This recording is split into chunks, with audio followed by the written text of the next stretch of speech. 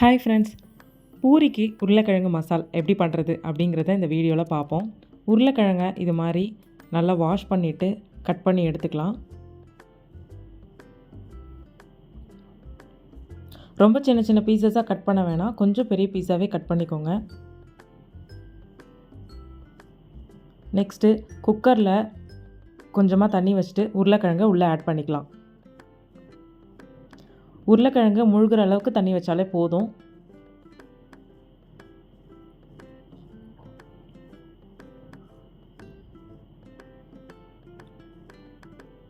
இப்போ stove on பண்ணிக்கலாம்.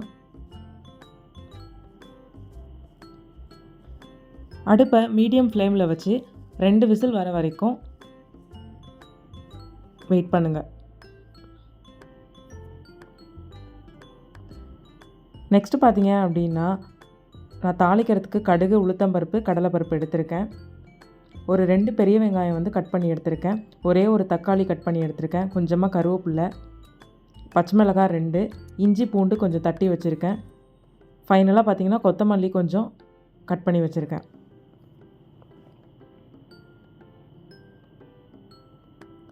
So இப்போ பார்த்தீங்கன்னா குக்கர் 2 விசில் வந்துருச்சு, ஆஃப் பண்ணியாச்சு. இப்போ குக்கர் ஓப்பன் பண்ணிடலாம். ஸோ இது மாதிரி ஃபுல்லாக ப்ரெஷர்லாம் இறங்கினதுக்கப்புறம் குக்கரை ஓப்பன் பண்ணுங்கள். ஸோ இப்போ பார்த்தீங்க அப்படின்னா நாம் அந்த உருளைக்கிழங்கை வெளியில் எடுத்துடலாம்.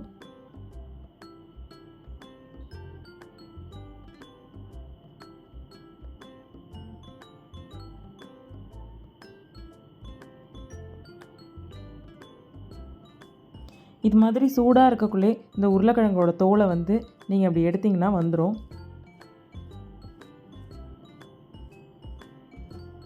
ஜஸ்ட் இது மாதிரி ஸ்கின்னை ரிமூவ் பண்ணிக்கலாம்.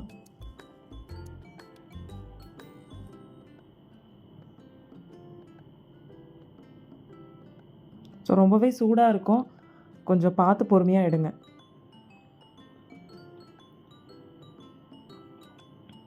நெக்ஸ்ட்டு பார்த்தீங்க அப்படின்னா கிரேவி செய்கிறதுக்கு ஸ்டார்ட் பண்ணிடலாம். அதுக்கு ஒரு பேன் வச்சுட்டு அதில் ஆயில் ஆட் பண்ணியிருக்கேன்.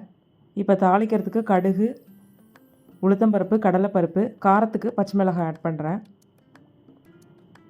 கொஞ்சமாக கருவேப்பிலை ஆட் பண்ணிக்கலாம். ஆட் பண்ணிவிட்டு இது நல்லா வதக்கிடுங்க.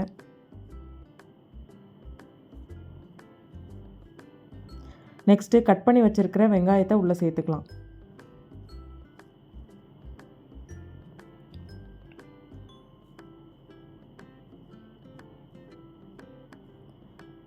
அடுப்பு பார்த்திங்கன்னா மீடியம் ஃப்ளேம்லேயே தான் இருக்கணும், ரொம்ப ஹை ஃப்ளேமில் வச்சு வதக்கக்கூடாது.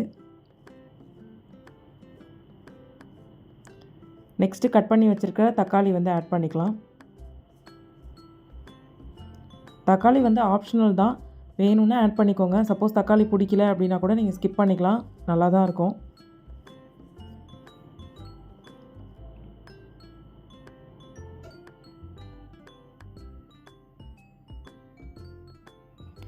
நெக்ஸ்ட்டு பார்த்தீங்க அப்படின்னா இதுக்கு தேவையான அளவு சால்ட் ஆட் பண்ணிக்கலாம்.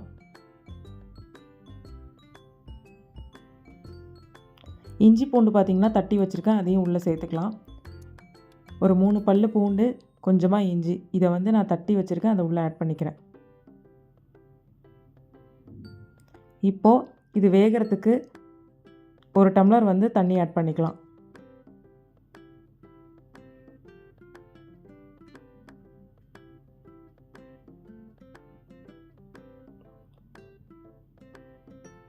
நெக்ஸ்ட்டு கொஞ்சமாக பார்த்திங்கன்னா மஞ்சள் தூள் ஆட் பண்ணிக்கிறேன்.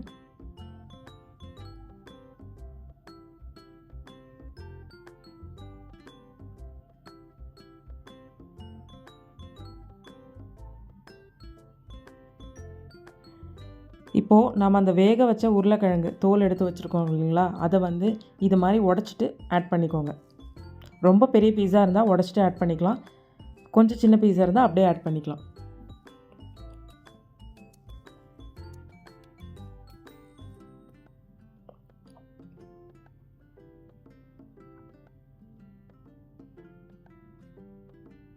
ஸோ ஆட் பண்ணிவிட்டு இது மாதிரி நல்லா கலந்து கொடுத்துங்க. இது நல்லா ஒரு 5 மினிட்ஸ் கொதிக்கிட்டோம். அதுக்கப்புறம் கிரேவி திக்காகிறதுக்காக 1 டேபிள் ஸ்பூன் அரிசி மாவை தண்ணியில் கரைச்சி நான் உள்ளே ஆட் பண்ணிக்கிறேன். சப்போஸ் அரிசி மாவு இல்லைனா கூட நீங்கள் அந்த கோதுமை மாவை கூட கரைச்சி ஆட் பண்ணாலும் கிரேவி வந்து திக்காக வந்துடும். அப்படியே நீங்கள் போட்டிங்க அப்படின்னா கட்டி கட்டியாக வந்துடும். அதனால தான் தண்ணியில் கரைச்சி ஆட் பண்ணுறேன். ஸோ இப்போ பார்த்தீங்கன்னா கொஞ்சம் நேரத்துலேயே ஒரு 5 மினிட்ஸ்லேயே வந்து கிரேவி நல்லா திக்காக வந்துடும்.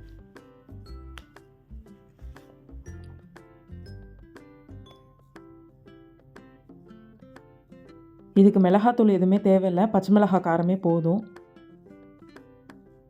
ஸோ டேஸ்ட் நல்லா தான் இருக்கும். ஸோ ஒரு 5 மினிட்ஸ் நல்லா வந்து கிரேவியை வந்து ஹை ஃப்ளேமில் வச்சு கொதிக்க விடுங்க. இப்போ பார்த்தாலே தெரியும் கிரேவி வந்து உங்களுக்கு திக்காக வந்துட்டுருக்கு. இப்போ ஸ்டவ்வை ஆஃப் பண்ணிவிட்டு கொத்தமல்லி தழையை வந்து நம்ம மேலே போட்டுக்கலாம். ஸோ அவ்வளோதான் ஃப்ரெண்ட்ஸ். கண்டிப்பாக அந்த ரெசிபியை ட்ரை பண்ணி பாருங்கள். இன்னொரு இன்ட்ரெஸ்டிங்கான vlogல உங்கள் எல்லோரையும் மீட் பண்ணுறேன்.